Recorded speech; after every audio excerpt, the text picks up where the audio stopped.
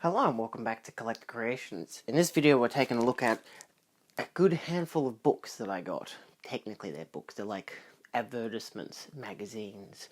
Um, there is a word for it. I keep thinking like pamphlet or something, but when I went to Japan back in October, I was able to find a stash of these, some of which I'm actually giving to a couple of friends. So I wanted to film a video showing each one of them and what they all had to offer. Noteworthy, they're all in Japanese, but I still want to show them off for collectible value, to show people kind of what they look like. I'm pretty sure my dad has an English version of one of these as well. And yeah, we'll go into it, and I might have to rely on voiceover for some of the stuff. It depends on how background noise becomes. But for the most part, visually, I'm going to show you what these look like.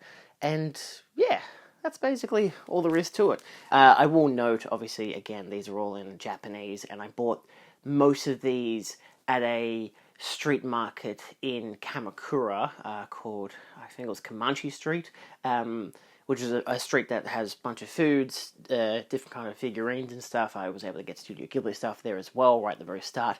And right at the very end, there was just a movie shop, and the movie shop had all of these books. Some of these were like $2.50, some of these were $20. You know, they very much varied in price, which was another reason why I got so many of them.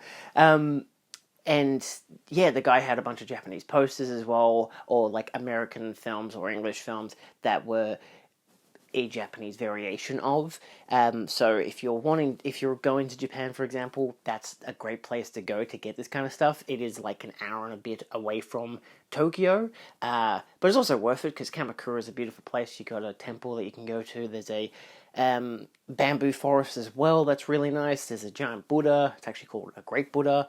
It's a good tourist place. You know, that whole street is a good tourist location. The fact that these were there was incredible. Some more that I found was at a store called Adamski. It's ADMSKI in Osaka at Namba Station. My cousin who lives in Osaka showed us this store, and it was a bunch of old retro figurines. They had old video game cartridges and stuff. They had toys and whatever. I found some Godzilla stuff there.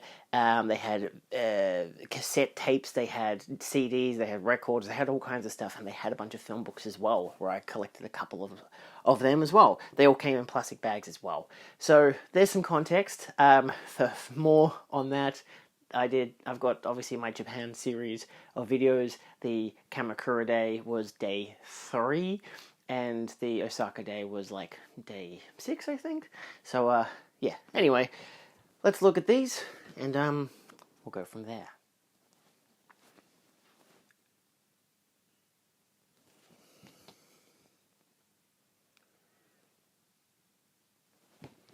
So here we have Looking for Mr. Goodbar. This technically opens, I would say backwards, but maybe forwards as well, where you get your back and front image. The inside, I'm sorry about the glare from the light, is 2 images from the film. I like how they've got color productions of it as well. This is a really, really good quality copy. And this one was pretty cheap as well. So you get images from the film, a bunch of text. They would talk about the staff, the cast. You get a long, wide image of it as well. He's got a young, I can't remember his name. I feel like it's Gene, but it's the guy from Pretty Woman. Details the story, which I imagine is just a rough plot synopsis, though it is quite long in terms of its body of text. Here we have Diane Keaton and Choose Their World. If you haven't seen this film, it is incredible. It came out the same year that Diane Keaton did Annie Hall, the same year she won her Oscar the next year for Annie Hall, and this performance is incredible. It has a stunning 4K UHD release from Vinegar Syndrome. Highly recommended.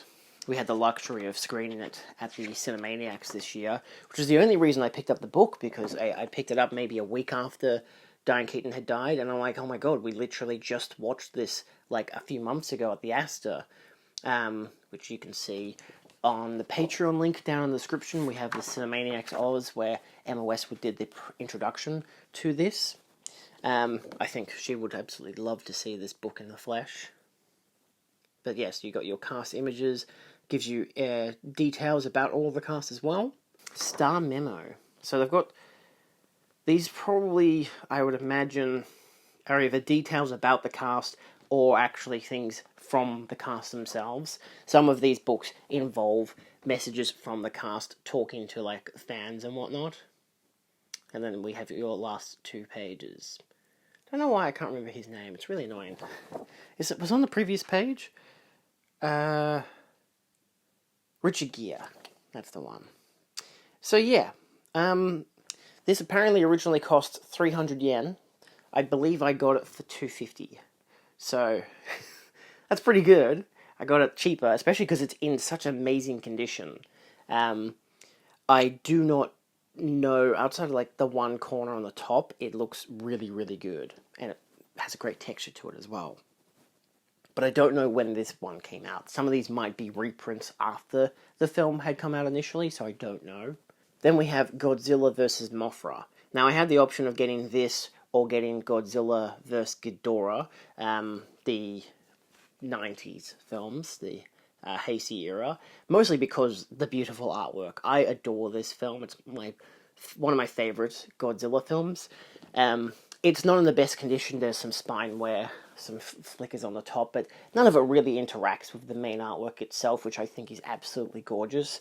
Again, the benefit of these films is that the artwork is incredible for the posters. This one is a bit more unique, where you have whatever this is, Godzilla vs. Mothra, what looks like a really long stamp. Japan loves their stamps. I imagine it's definitely worn out, so it's either poorly printed to begin with or just has worn out over time, as this is a film from 1992, so there is a possibility that this book is from 1992, but at the same time there's no copyright for it, which is just annoying. The inner part of that image with our boy Godzilla, one of my favorite designs for Godzilla. You have an introduction talking about the film, again in Japanese.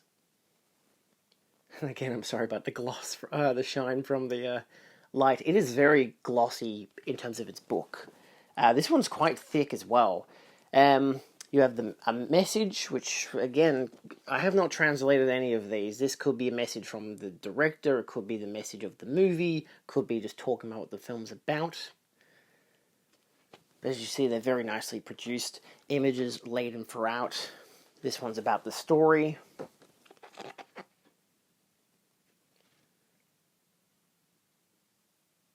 It's one of those amusing things going through something like this. This is battle number 1, where, because these are like people in costumes and like little props and whatnot, it's really amusing to look at it and to see, just in a still HD quality format, just what they look like.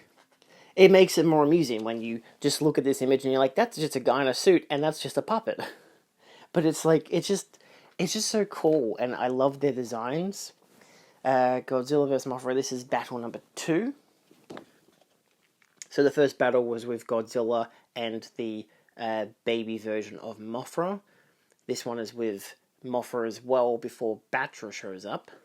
As you can see in the image here, Batra has its young pupil stage, same as Mothra. This is a really wacky film. This is battle number 3, where you get an adult Mothra and adult Batra.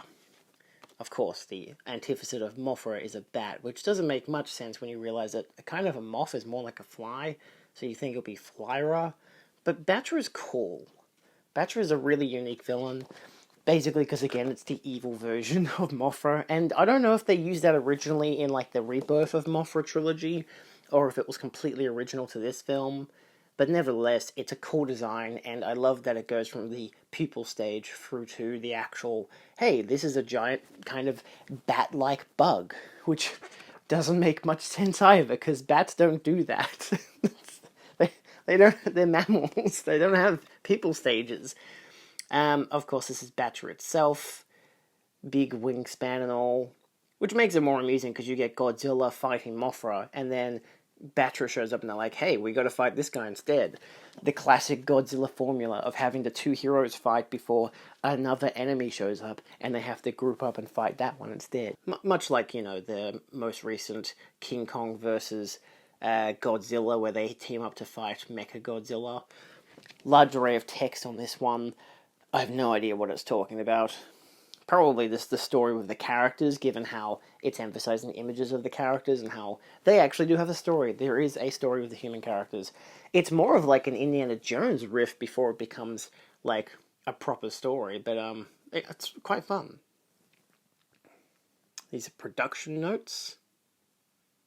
Again, the benefit of behind-the-scenes stuff. This one shows you like the Ferris wheel set, and you got all the lights staging it, showing you how it's Godzilla in a suit. As you can see there, Godzilla in a suit.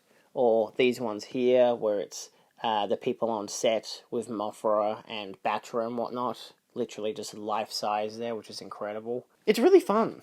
It's a really fun film.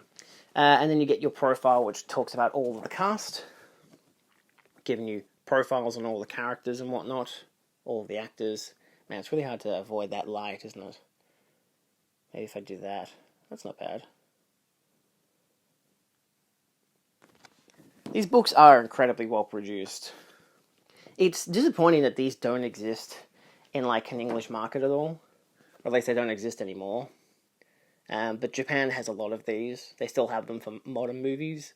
To some degree, they have them in thicker books and whatnot. I got one for the 2019 film when I was there last. And this one just advertises Godzilla vs. Ghidorah. That looks like, well, that's advertising Thunderbirds. I don't even know what the rest is advertising, but these are just all ads. And then more production notes. You got some figurine ads on the bottom as well, which is really cute. Only 5,800 yen. That's $58, and you get Godzilla, Mothra, and Batra in pupil form. And your final page advertises even more figurines and whatnot from the series, from the Heisei series of the time, which is just wonderful. It's a really fun thing to see that kind of stuff now, where I used to buy old comic books and I would hate seeing the ads at the very back because I'm like, damn, that's pages that could have been more story or whatever. But now looking at them, I'm like, this is just really cute. I love it. There's so much quality to it. This one was the most expensive. The Twin Peaks Fire Walk With Me, which initially I wasn't going to get. My partner even was like, it's kind of a bland front cover. But that's kind of the point. The cover artwork is deliberately bland. There is a good fandom website, I believe it is, that just shows every single page of this. Answer to the mystery of the world's most beautiful corpse. Boy, Fire Walk With Me, Teresa Banks, and the Last 7 Days of Laura Palmer. So it continues the original title of the film, before they retitled it to just Twin Peaks Fire Walk With Me. Your opening page shows the falls. I'm going to try to show this without too much glare, but again... this one is beautifully done as well. It's much more simplistic in contrast to the rest of them, but I feel like that kind of works a bit better with its design. You get an image from Twin Peaks Season 1, Episode 1. The pilot, actually, it's not even really Season 1, Episode 1, because that's kind of the next episode. It's a very strange show that way, that the pilot is one episode, and then Season 1, Episode 1 is actually a different episode. So this is just an explanation of the show. Then you have, they do have little fonts below each title. This one saying, Keyword 1, it was a dream, we live inside a dream. Most of these quotes are from the movie, some of them are from the show. This one is for the story. Probably detailing the story of this film itself, Fire Walk With Me. So spoilers if you haven't watched Fire Walk With Me. Keyword 2, going up and down, intercourse between the two worlds.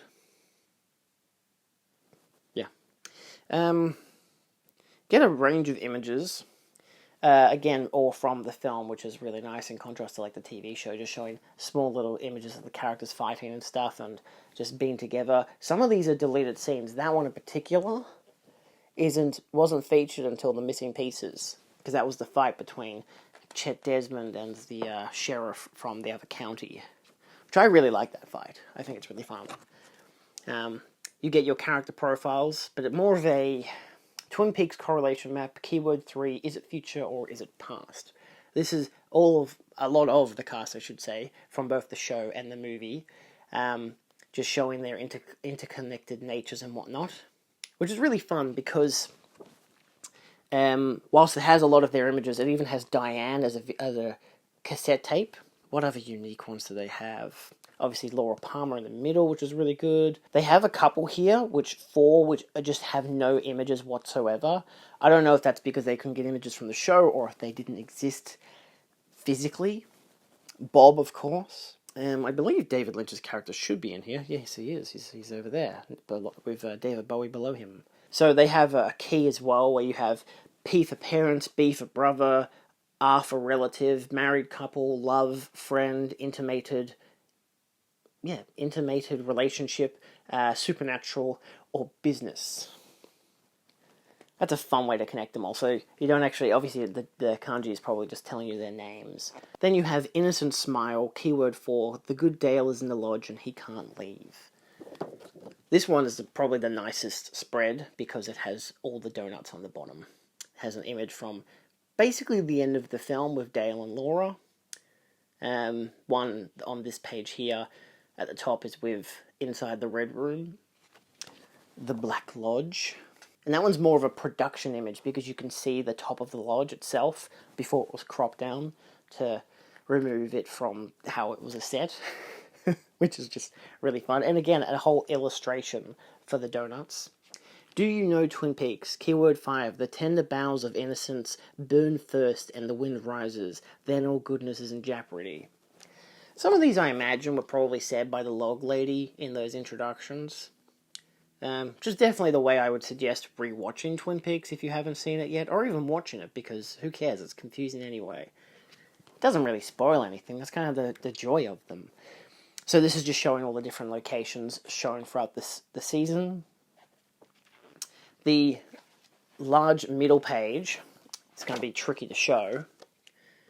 So that's the train where Laura was killed, to put it lightly. And this opens up to a 4-page spread, which is going to be very difficult to show off on camera. The second 2 pages there, these are all maps of the town.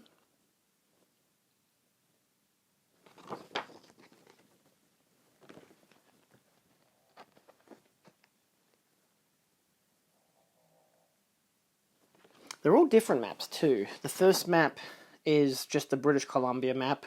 You got images showing like the mystery with the mound of candles and footprints. You've got, this is just the Washington area, the greater northern area. So Spokane, Montana, British Columbia, Washington, Seattle, and all that. So that's just the greater area. This is the Twin Peaks map itself. Probably detailing, you got a key there, so it's telling you where all the places are. You have town map. Oh, it tells you on the top.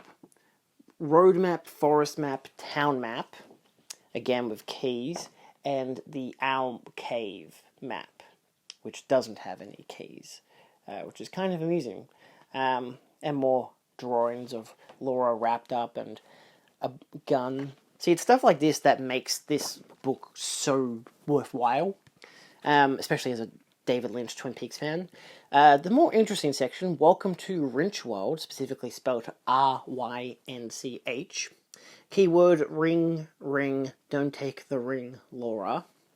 You actually have Smoke Shapes from 1987, chalk on paper, which is a image that David Lynch actually made, so an artwork from him.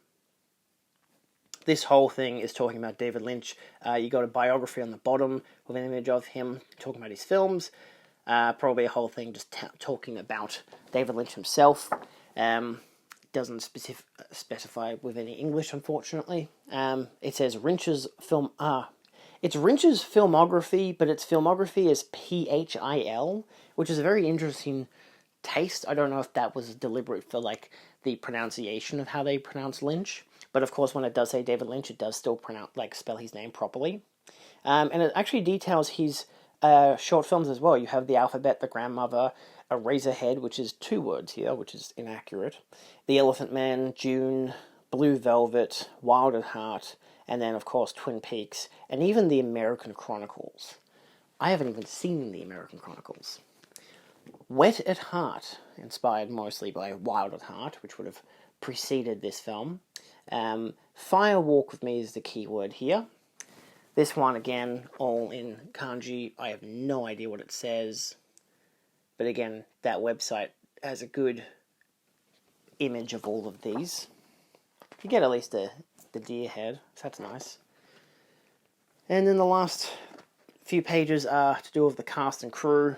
You get an interview of Kyle MacLachlan and an interview with Cheryl Lee. So, of course, Kyle MacLachlan is Dale Cooper and Cheryl Lee is Laura Palmer. So that's cool. Very unique. Cast profile, keyword, you stole the cajon. I had it canned above the store. This is the fun one. There's a lot of fun ones in here. Again, this one looks probably the most bland, but it also looks like a police profile in a way, like an FBI profile, where you'll have all these images. You have the English names of all the people as well, telling you who they are and everything. Even Julie Cruz is here, which is great. Gotta love Julie Cruz. Staff profile, the owls are not what they seem. So this one talks about David Lynch. And references the cast and crew. David Lynch, Robert Engels, and Angelo Badalamenti. Curious that it doesn't have Mark Frost, but he didn't work on the film. And then you got your staff, because Robert Engels actually wrote the film, or co-wrote it. Yeah, your cast and your staff. And then you get some ads. This is the fun. So many fun ones. This is advertising the VHS set, and this is advertising just other books and ways to watch the show. And the cherry pie. Welcome to Twin Peaks. It's a whole breakdown of what you could buy to become familiar with the show, which is really fun. Getting that whole set on VHS would be incredible. Apparently, wow, actually it's a cassette. Twin Peaks 14 cassettes, 55,000 yen. It's $550 in that time's money. And that's Twin Peaks. Next up, in a bit poorer condition, we have Suspiria. This one smells old. But I love Suspiria, so I couldn't go without it. And it was only, what, $5.50? No, this one was actually more expensive. This was $9.80. So this is about $10. But of course, that's fine. This one's just mostly images from the film in black and white, which I would say is probably disappointing given it is the last properly Technicolor film. But there are some Technicolor shots in here. Some writing about the film. Man, it smells like a really old book. It's kind of ghastly, not gonna lie. Yeah, I have no idea what it's talking about in these images, but maybe that's Susie, given she's featured in all of these images. Susie Bannion, the lead character. You get more, but now in black and white, with text. Interesting array of images. I don't know if they stipulate... Nothing violent. This is just so far... Oh no, there's one death scene at least. And then we get to the more witchcrafty stuff. This is when the blind man is killed by his dog. As well as some images of some of the other cast down below. This film is from 1977, so the same year as the Diane Keaton film. This one smells like it, you know. That's why I feel like the Diane Keaton one, might be a reprint, because Suspiria was very popular in Japan, to the point that when they eventually released Profondo Rosso, the film that came out before Suspiria by Dario Argento, which came out in 1975 in Italy, it came out later in Japan, and they actually titled it Suspiria 2, because Suspiria was so big that they were like, we gotta get his old films and call it Suspiria 2. And then you have the cast. You got Jessica Harper, Joan Bennett, Alida Valli, Argento and Goblin doing the direction and score. Interesting three characters to highlight, even though they probably are the main three characters to some degree. And of course, Argento and Goblin who did the incredible score. Whoa, okay, let's not drop this shit. And the last page is, again, talking about the cast with a couple images, and then just an ad for some kind of, I don't know, maybe cologne? It looks more like a fashion magazine called Rugger. Anyway, this is the page that's important. This page is not. So yeah. I'd argue this is maybe the least interesting one that I have of the bunch, just because for such a visually stunning film, it isn't really beautifully captured in this book, but I'm curious as to what the text says. And again, most of this stuff was in plastic when you bought it, so you couldn't really look at it. Then we have Close Encounters of the Third Kind. This was another $2.50 one that I bought, which my dad apparently has this in English, which I'm pretty sure I've read through his one. I don't know where it is, but this is on the back is the cast profile. Again, really nice condition for another 1977 film. I really like that year in cinema. This one is very nicely produced. I think maybe because it's American, I don't know, bigger budget kind of thing, you can put more money into this kind of an advertising kind of deal, assuming you're using it for advertising, which I imagine they would be. Apologise if the sound is muffled. It's hard to kind of talk when you've got a book in your face.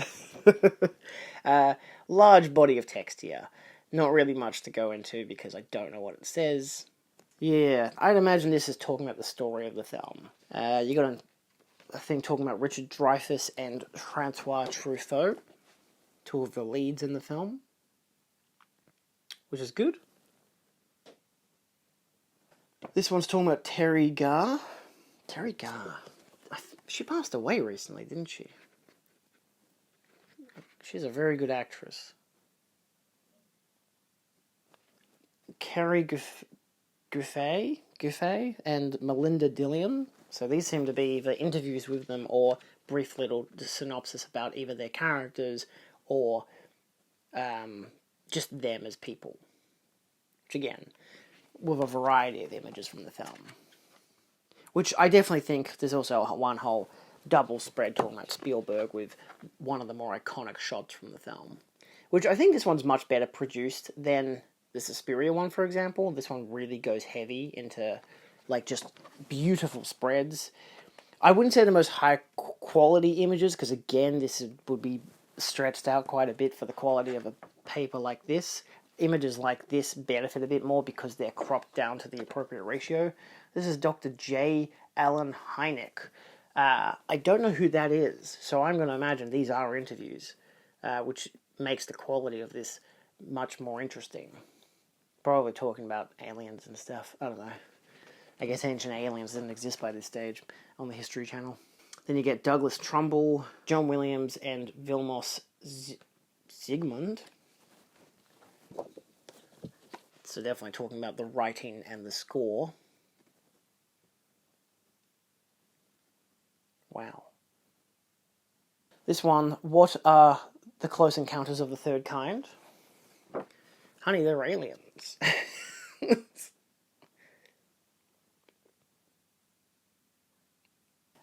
Staff profile, maybe? I don't know. Oh, SF, maybe special effects? Sci-fi, maybe? Curious that it doesn't actually stipulate. It just says SF on the top. I'm doing a great job on showing these, aren't I? And your last page, which is Julia Phillips and Michael Phillips, who produced the film. I know that because it tells me on the back page. Okay, so just to double check, so producers are Julia and Michael Phillips, obviously written and directed by Spielberg. Director of photography is Vilmos Zsigmond. Douglas Trumbull did the special photography effects, and John Williams did the music. So, okay, that's good. It helps to give you some context as to who they are on the back of the book. Second last, we have Schwarzenegger, The Running Man. This was again a $2.50 one. Schwarzenegger is the Running Man. Sorry, this is not the new one. This is the original. There is a bit of a fold in the middle, as you can see there. That line. Bit disappointing, but this is also a very nicely produced book. Schwarzenegger is the Running Man. I'm not going to do his voice. I can't do it. This one is very nice.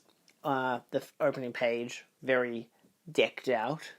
This one I've actually bought. This is an explanation of the story, the world. This one I've actually got from my friend Hyundai. She loves The Running Man. She actually is literally messaging me right now about the new one. As I'm filming, she won't stop talking about the new one, because she just watched it, whereas I watched it yesterday. But she likes the book as well, so I figure she would really like this. She'd get a kick out of it. So, again, talking about the story. Pretty graphic. Also, very spoilery. Gotta love how it has the opera man getting electrocuted. Just spoiling all the kills. This is the best one. This is a best wishes from Schwarzenegger himself. This whole double page center spread almost is in complete color. I'll show you that page first with the cast from the film, and then this one. This one is incredible. Let's try to get no reflective lighting on it. There you go. So it has best wishes Schwarzenegger. And it reads, Dear friends in Japan, this will not be grammatically correct. Dear friends in Japan, Stephen King is my favorite writer, and it is great honor for me to be starring in Running Man. The hero of this Running Man is perfectly right to my character.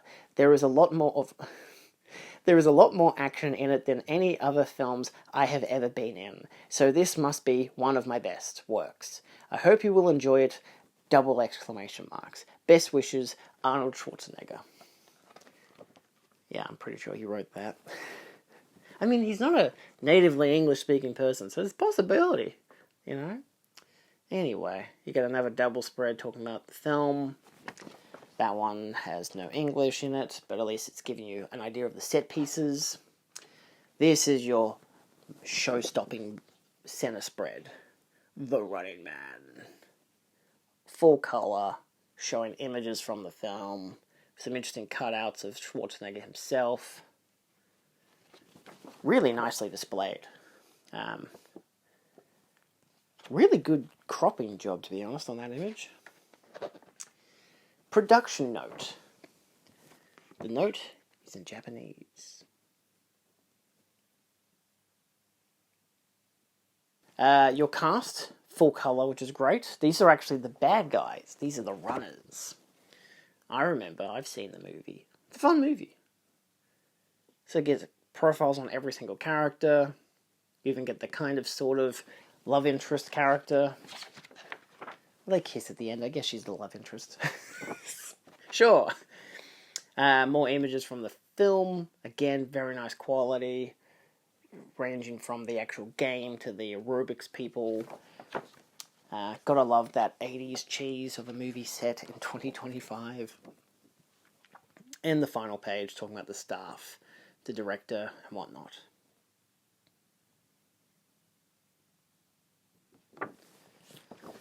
So it references Paul Michael Glaser, who I believe is the director, Stephen King, Keith Barish, Rob Cohen. You get a cast and crew, staff. I love how they call them staff. It's not crew, it's staff. These are the people who work. This was their job. So Paul Michael Glaser being a director, Keith Barish, who is not referenced on the back there. Interesting. Well, Rob Cohen is Keith Barish and Rob Cohen are executive producers.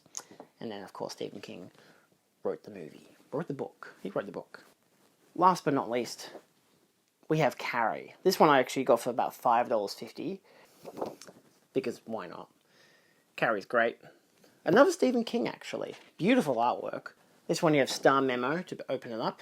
You get, of course, Carrie, her mother, some of the friends, Brian De Palma, who wrote and directed the film, based on the Stephen King book.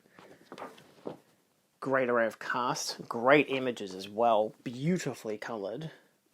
I love how they just go straight into, Carrie gets bloody and kills everyone. Isn't it great? Best movie ever. It's one of the best.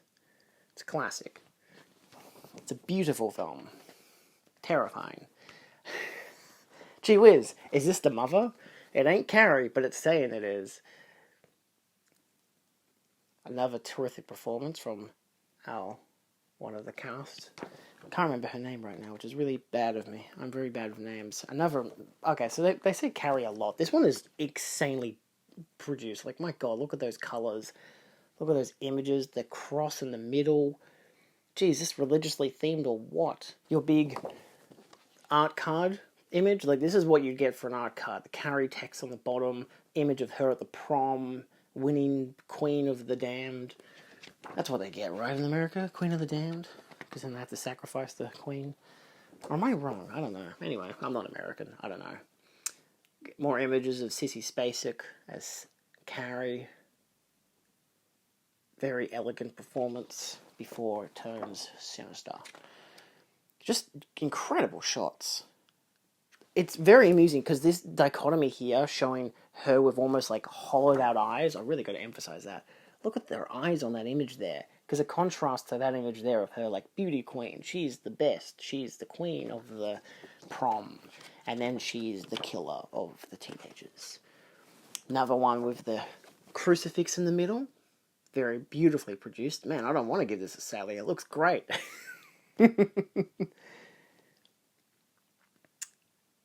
But yes, this does look incredible.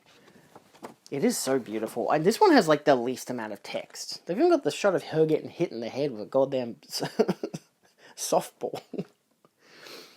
And then the iconic prom itself. I think there's not many more pages left. This one's very heavy. This is like a yearbook level of photos. Talking about the cast and crew. Beautiful black and white images as well for what is a beautiful colour film as well. A lot of stills from either the film or behind the scenes stuff. But this looks like mostly stuff from the film itself, which is incredible. These ones definitely from the movie. No nudity in the bottom right shot. I was concerned for a second there. Very nicely produced in colour again.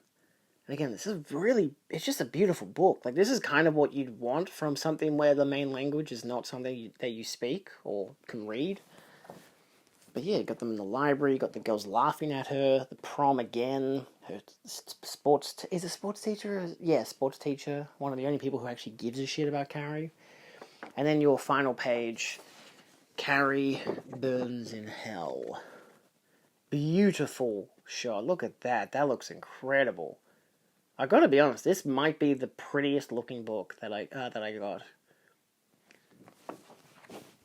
Again, Carrie burns in hell. Carrie, Parapsycho. They called it Parapsycho there in Japan.